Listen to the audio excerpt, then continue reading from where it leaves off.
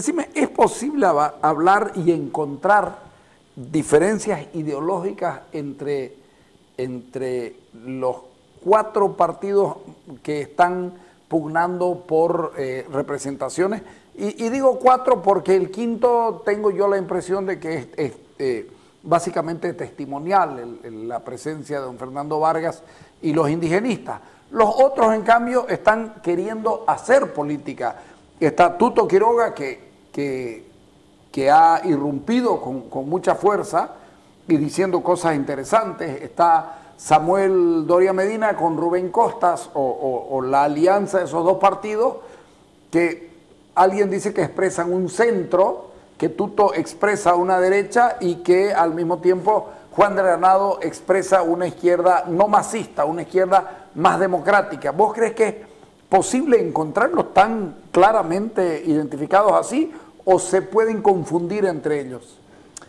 Mira, yo estuve en un programa de televisión justamente hablando de las listas y cometí el error de hacer una categoría muy rápida diciendo Juan del Granado es la izquierda, Unidad Demócrata el centro y Tuto la derecha de la oposición, ¿no?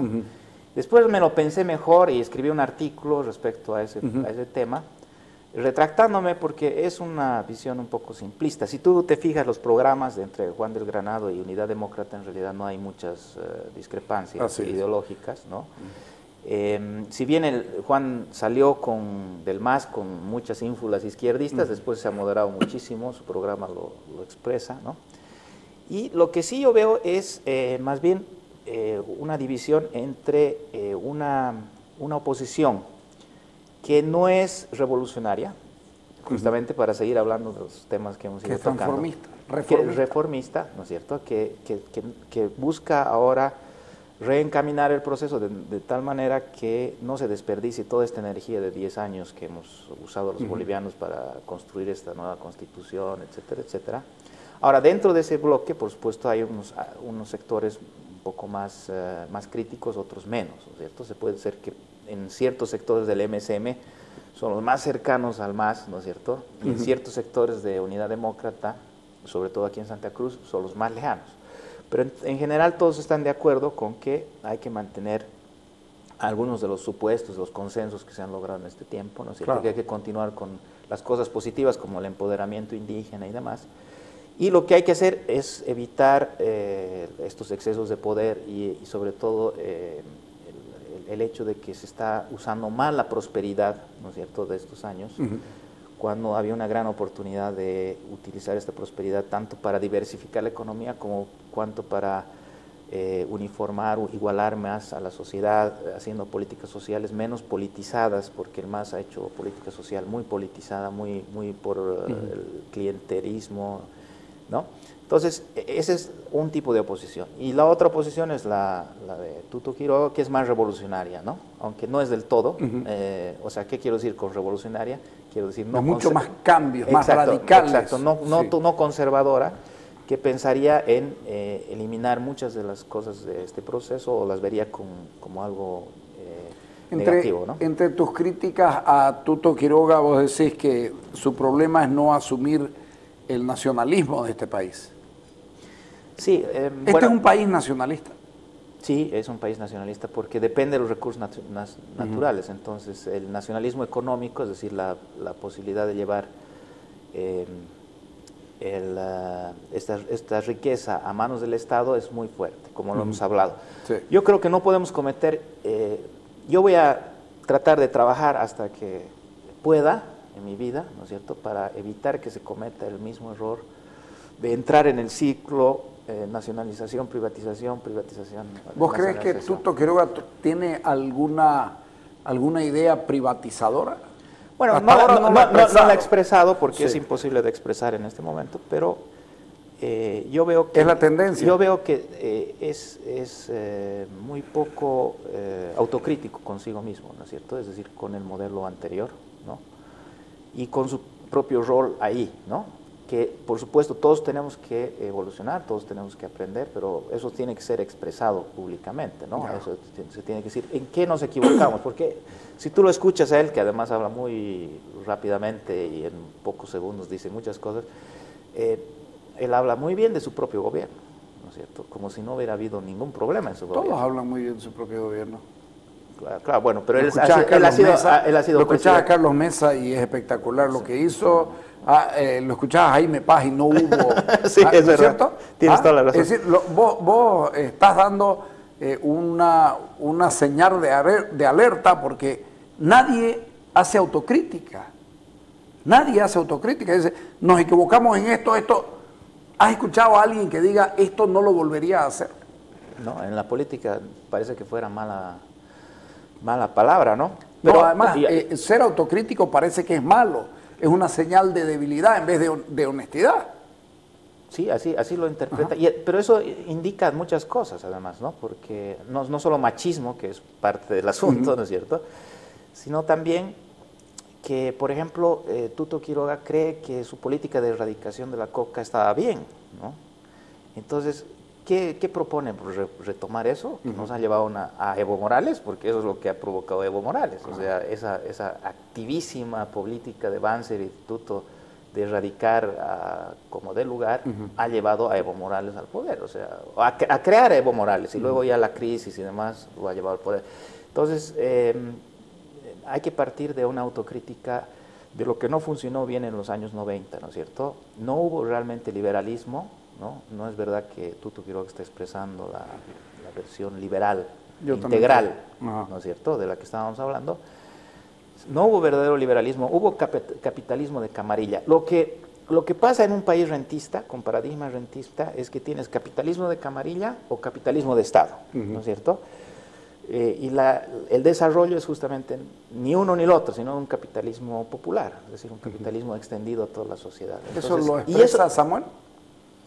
Bueno, yo creo que Samuel tiene un punto correcto, ¿no es cierto?, y que yo respaldo, que es la necesidad de hacer un entronque entre el modelo estatista, ¿no es cierto?, y el modelo liberal, privatista. Tiene que ser una articulación que podemos discutir dónde son exactamente los nudos, ¿no es cierto?, es decir, hasta dónde el Estado y hasta dónde... El retorno al mirismo de los 80. Exacto, pero ese fue el problema, yo creo, uno de los problemas de Bolivia, que explican lo que estamos viviendo, es decir, que el MIR no fue la alternativa al liberalismo extremo, en el sentido economicista de la palabra, de Sánchez de Lozada, digamos al librecambismo, como yo lo llamo para diferenciarlo de mi posición. El librecambismo extremo tenía que tener un balance, porque obviamente existía esa tendencia en el mundo y en Bolivia, y ese balance tenía que haber sido el MIR, ¿no es cierto?, con una posición intermedia que es la que ahora expresa Doria Medina, pero el MIR se sumó por razones pragmáticas, ¿no? Y en ese momento se jodió el MIR y se jodió Bolivia, en cierto sentido, porque ya no había la alternativa, ¿no es cierto?, que nos hubiera permitido mantenernos un poco menos extremosos, ¿no es cierto?, y hubieran creado una reacción menos extremosa del otro lado también. O sea, imagínate si hubiéramos tenido la visión que tiene en Chile, donde además los políticos son más liberales que económicamente hablando, tremendos, pero tienen su cobre en manos estatales, por ejemplo, ¿no es cierto?, y tienen una serie de políticas que no cambian. Entonces, eso es porque tienen ese equilibrio, ese consenso respecto a lo que las instituciones que necesitamos. Yo creo que necesitamos instituciones en Bolivia por nuestras peculiaridades muy diferentes de las que vemos en los libros, ¿no? Porque también hay otra visión que no está expresada electoralmente ahora, pero tú la ves en muchos cientistas políticos, ¿no es cierto?, y hay algunos aquí en Santa Cruz también, que te habla mucho del Estado de Derecho, del ciudadano, o sea, como si viviéramos en un manual de democracia, ¿no? Pero no vivimos en un manual de democracia, vivimos con corporaciones, por ejemplo. Entonces, ¿qué vamos a hacer con las corporaciones? Una visión es la que se tuvo con los cocaleros, ¿no? Hay que cortarles las uñas como sea, lo cual nos lleva a la guerra civil, o no a la guerra civil, pero al conflicto continuo y crónico. Y la otra visión es hagan lo que quieran, ¿no?, o gobiernen el gobierno de los movimientos sociales. Ni uno ni lo otro nos conviene. Tendremos que encontrar un momento de articulación. ¿Se va a encontrar en estas elecciones? No, ahora es algo... ¿Qué puede salir de estas elecciones en las que evidentemente va a ganar Evo Morales? Bueno, tú estás muy seguro. A mí no me gusta pronosticar el futuro, puede pasar cualquier cosa, ¿no? Ahora, ¿Pero vos crees que no? pero puede pasar cualquier cosa, ¿no? Puede pasar cualquier cosa. No se puede saber el futuro. Ahora, obviamente es muy probable, Claro, tiene sí. muchas cuestiones de certidumbre, o de verosimilitud, lo que dices. Ahora, la cuestión es, ¿qué puede salir de ahí? Yo creo que es un gran momento, un momento muy importante para empezar a reequilibrar las cosas, ¿no? De tal manera que justamente esa visión de justo medio, de centro. ¿Dónde se va a equilibrar? ¿En las urnas o en el Parlamento? No, el rol del Parlamento puede ser importante, por eso te pregunto, sí. ¿dónde se van a equilibrar? Yo creo que en las urnas tiene que empezar para que el Parlamento se exprese ese equilibrio. Y en segundo lugar, además, creando una oposición porque la oposición está viviendo un proceso, ¿no es cierto?, final, yo creo, de los resultados, de los efectos de la crisis. De la crisis, exacto. Y entonces ahora tiene que decantar la nueva oposición, ¿no? El nuevo esquema de gente que tiene que luchar por ¿Te dan esperanza ideas. los nombres que se ven para integrar el nuevo Parlamento? La verdad es que no los conozco mucho, ¿no? Sé que se ha evitado los nombres muy conflictivos, los nombres del pasado, que realmente hay una renovación en todos los partidos, incluyendo el MAS, que ha hecho un recambio. El MAS se está renovando prácticamente todo. Un recambio ¿Qué completo. garantía te da en democracia que se deseche la experiencia?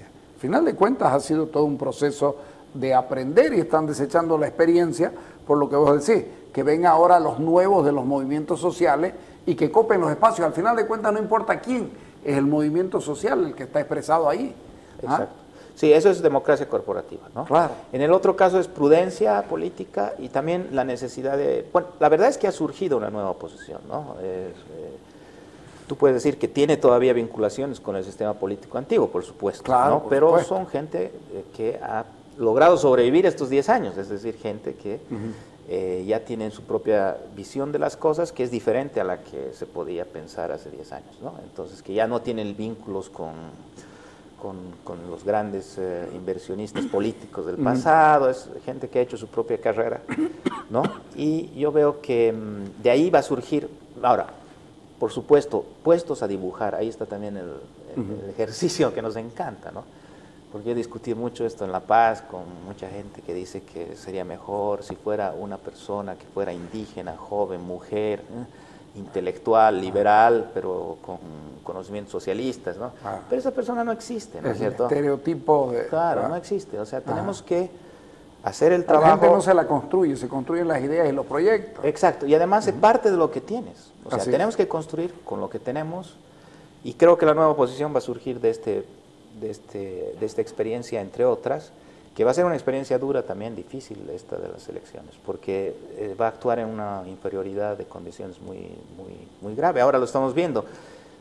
Tú prendes un canal de televisión, sales a la calle, ves la cara de Evo Morales, la cara de Evo Morales, y no hay nadie que diga esto es irregular, por favor. O sea, había una frase que viene de la colonia, o hay una frase que viene de la colonia, Carlos, que dice: nadie le gana al caballo del corregidor. Así es.